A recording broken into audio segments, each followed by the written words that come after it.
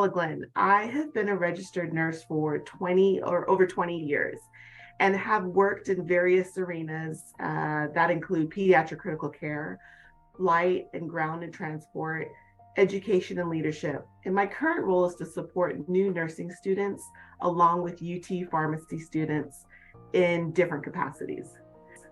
So as you continue on your path to of studying for NCLEX licensure exam, you'll need to think like a nurse. As we go through the content today, I encourage you to use your critical thinking skills and apply Tanner's clinical judgment model learned in nursing school to every encounter that you have. This will not only help you to start thinking NCLEX-y, but nursing.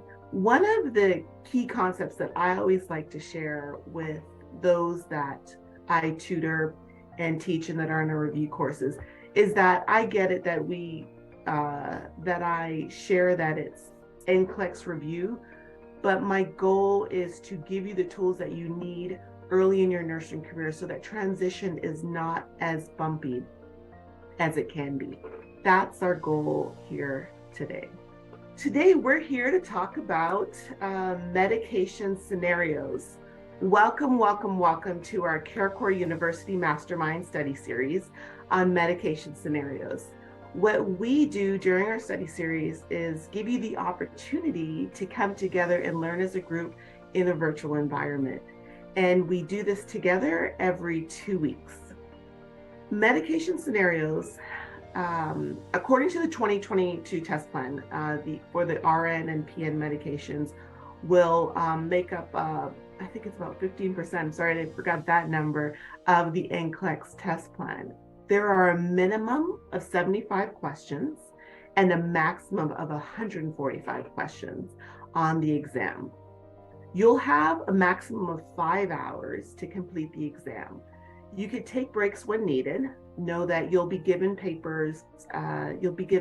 Papers when you enter the exam. One of the things that I do tell our students is to write down, use that time, write down all the formulas, write down mnemonics and everything that you have on hand, so that as you're going through your test, then I call it a download onto your paper. As you're going through your test, you have a resource that you can actually use at that time. Know that the papers will be handed in at the end of the exam, but it doesn't matter as long as you download everything, then it's always a good little cheat sheet to remember. So as you're studying, think about things like that you may want to, the little mnemonics, things that you may struggle with or are a little bit difficult that you can actually just write down at the beginning of the exam.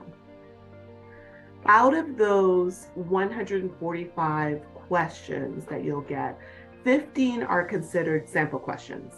And there's lots of information and lots of communication going around. The sample questions are for the next gen NCLEX.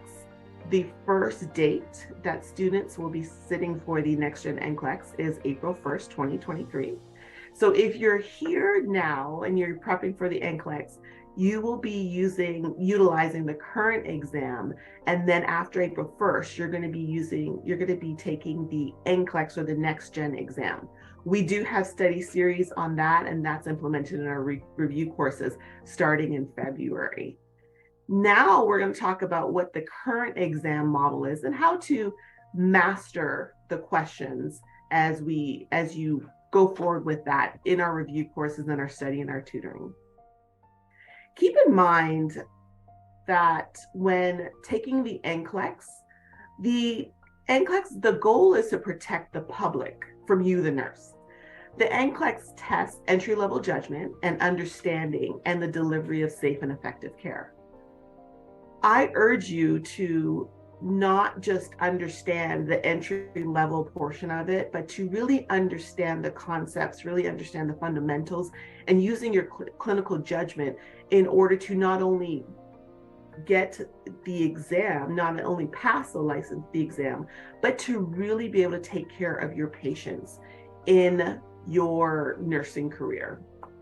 The percentage of first-time candidates that pass is about 89%. And the second time, the retake is about 41% combined.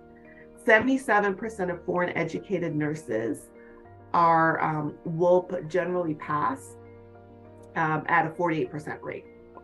In our review course, we dig a little bit deeper and we look at factors that affect this rate. There's been some good studies and some good information, and that's what we've incorporated in our CareCorps University Review to help you be part of that 89% passing rate.